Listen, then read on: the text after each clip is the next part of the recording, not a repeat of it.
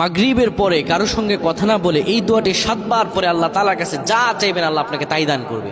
অভাবে আছেন, ঋণগ্রস্ত আছেন, মাথায় টেনশন, ঋণের বোঝা, বাড়িতে থাকতে পারতেছেন না, আল্লাহ সব আপনার পেরেশানি দূর করে দেবে ইনশাআল্লাহ। যদি আপনি আমলটি করতে পারেন, আমল মানুষের জীবন বদলিয়ে দেয়, আমল মানুষের জীবনকে পরিবর্তন করে দেয়। আল্লাহ তাআলা আপনার সব দোয়া কবুল করে নেবেন ইনশাআল্লাহ।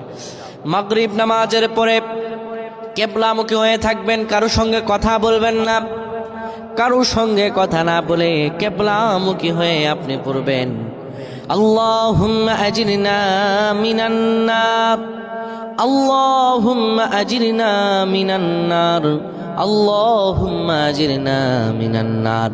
যদি এটি আপনি মাগরিব নামাজের পরে কারোর সঙ্গে কথা না বলে পড়ে 7 বার পরে দুটি হাত তুলে আল্লাহর কাছে দোয়া করেন, আল্লাহ জাহান্নামের আগুন থেকেও বাঁচাবেন এবং আল্লাহ আপনার সব দোয়াগুলো কবুল আর মঞ্জুর করে নেবেন। আল্লাহুম্মা আমিন।